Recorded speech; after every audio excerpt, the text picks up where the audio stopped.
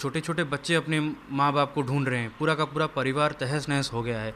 किसी का हाथ कट गया। हमने एक 15-16 वर्ष का एक लड़के को देखा जो अपने बाप को लेके जा रहा था, उसका खुद का सर फटा हुआ था, खून निकल रहा था, उसके पिताजी का हाथ कटा हुआ था, वो हमें हेल्प के लिए मांग रहा। मैं खुद देखा हूँ कि ऑलमोस्ट 200 से 300 डेड बॉडीज़ में खुद देखा हूँ।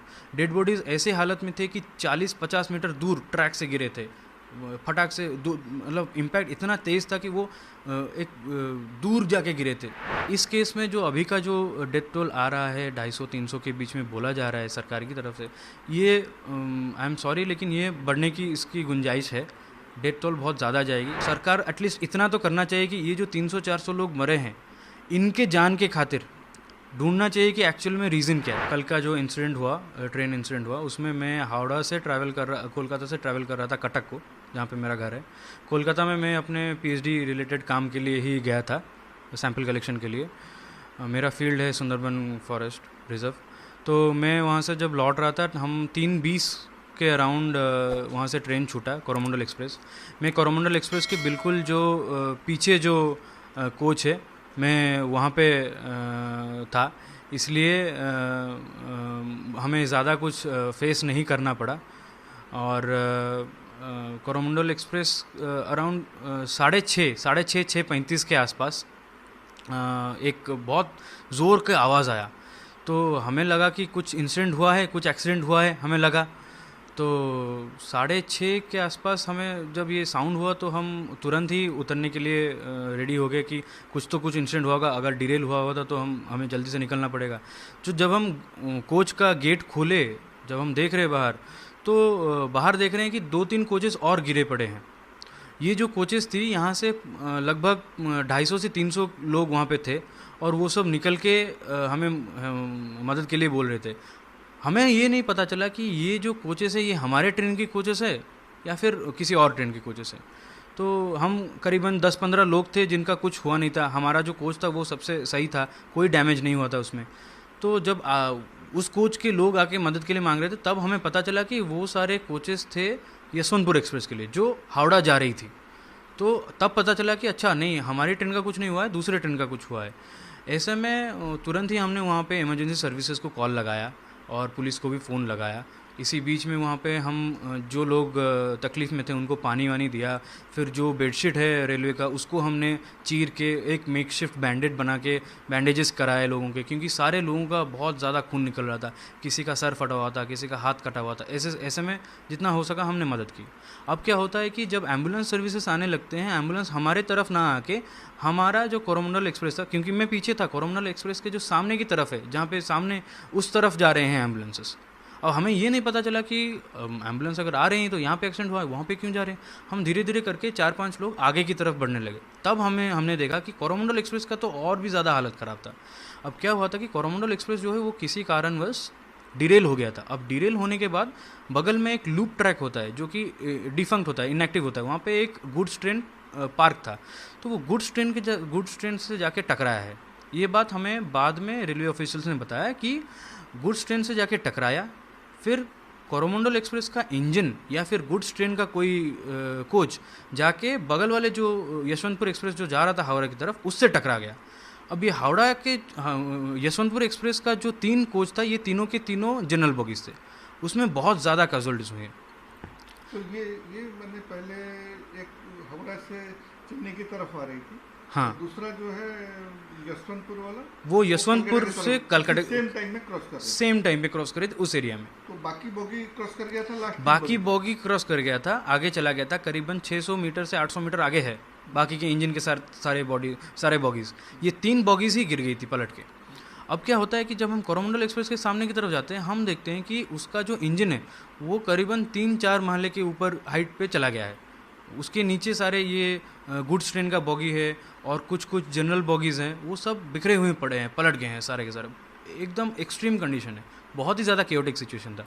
अब यहाँ पे ऐसे सिचुएशन में जब आप जाते हैं तो पहले तो ये होना चाहिए कि पहले आपको देखना चाहिए कि आप सही हैं कि नहीं। हम करीबन 15-20 लोग थे जो कि काफ़ी सही थे, क्योंकि हमारे बॉगी को कुछ हुआ नहीं था। जितना हो सका हमने लोगों की मदद की वहाँ पे, लेकिन सिचुएशन इतना भयावह हो गया था, इतना भयानक था कि आप जहाँ भी देखे किसी का कटा हुआ सर, किसी का बिना सर का बॉडी, किसी का कटा हुआ पैर हाथ ऐसे पड़े हैं। हर जगह देखिए तो कपड़े, लाल लाल कपड़े, खून पड़े, खून से बिखरे हुए। पूरा का पूरा ट्रेन ट्रैक बिखरा हुआ पड़ा है। ट्रेन ट्रैक्स नज़र ही नहीं आ रहे हैं क्योंकि ट्रैक्स ही बिल्कुल उखड़ गए हैं। फिश प्लेट्स जो हैं वो उड़ के कहीं और गिरे हैं। जो कोचेस हैं वो पूरा ओवरटर्न कर गए हैं। तो ये बहुत ही ज़्यादा भयानक सिचुएशन था। इसमें मैं तो बोलूँगा कि जो लोकल लोग थे वहाँ के, उन्होंने बहुत ही ज़्यादा मदद किया हमारी, क्योंकि वो सबसे पहले थे। इंसिडेंट करीबन 6:35 के आसपास घटा और 5 मिनट के अंदर सारे के सारे लोकल लोग, ऑलमोस्ट 300 से 400 लोग, लोकल लोग आ गए हमें मदद करने के लिए।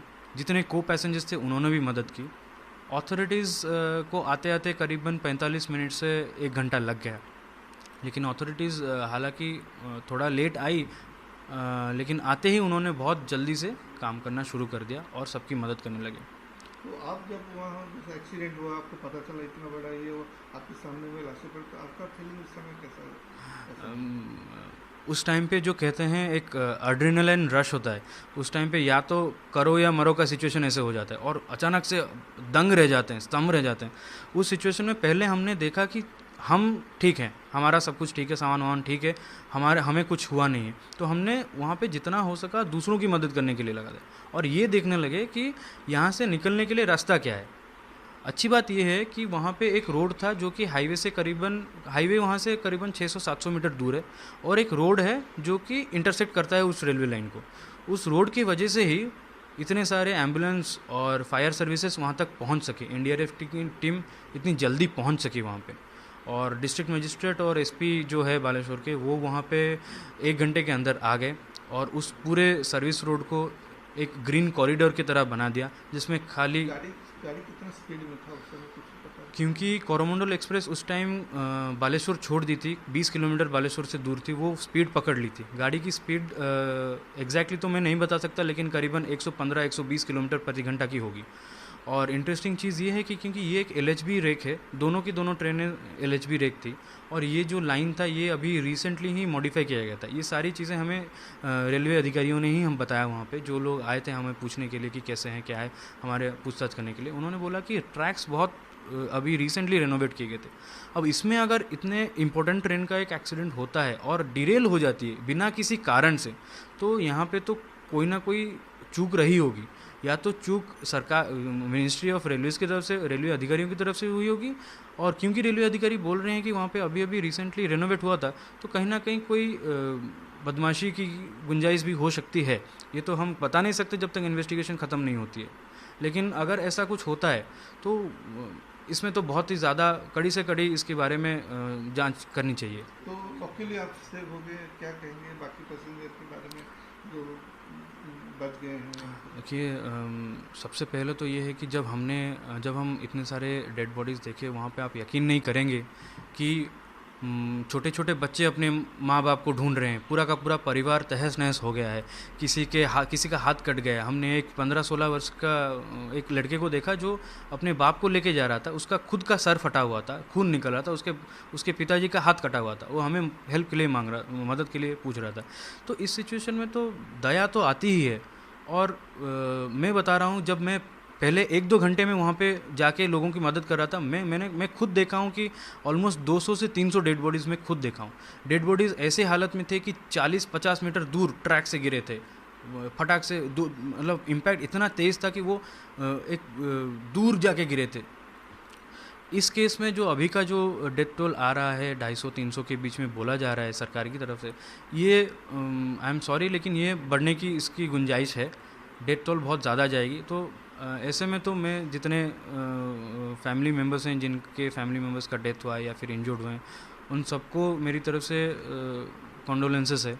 और ऐसे में सरकार एटलीस्ट इतना तो करना चाहिए कि ये जो 300-400 लोग मरे हैं, इनके जान के खातिर ढूंढना चाहिए कि एक्चुअल में रीज़न क्या है और जिसकी गलती है। लेकिन इतने लोग ज़्यादा जो लोग मरे हैं, इसका कारण क्या है? जो जनरल बोगी था सब, जो सामने की तरफ जितने थे वो सारे जनरल और स्लीपर बॉगीज थे। अब इम्पैक्ट इतना तेज़ हुआ था, हालांकि हम इतने पीछे थे और हमें ज़्यादा साउंड पता नहीं चला, लेकिन सामने के जो जनरल बॉगीज़ थे उनमें लोग तो यूजुअली ओवर क्राउडेड होते हैं। और इंटरेस्टिंग चीज़ ये है कि ये जो कोरोमंडल एक्सप्रेस है ये यूजुअली बालेश्वर की तरफ जो वर्किंग लोग होते हैं वो शाम का ट्रेन ये वाला ले लेते हैं, जनरल बॉगीज़ में चढ़ जाते हैं, ताकि उनका घर भद्रक होता है, कटक होता है, भुवनेश्वर, वहाँ तक वो जनरल बॉगीज़ में आ जाते हैं। ये इसलिए बहुत ज़्यादा क्राउडेड होता है जनरल और स्लीपर बॉगीज़। तो काफ़ी सारे ऑफिस गोइंग लोग भी इसमें शामिल होंगे अगर हम देखें इसके डेथ टोल में देखा जाए तो।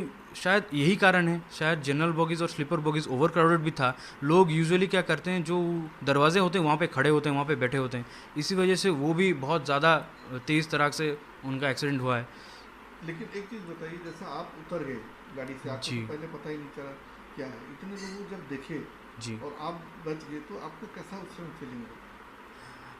सबसे पहले तो एक डर आता है, हमेशा डर आता है, लेकिन पहले आपको ये देखना है कि ऐसे सिचुएशन में जितना कामली और पीसफुली आप पेशेंट होके अपना पहले ध्यान देख लीजिए। अगर आपका कुछ नहीं हुआ है तो दूसरों की मदद कीजिए। इसलिए हम पहले तो दूसरों की मदद करने पे उतर गए।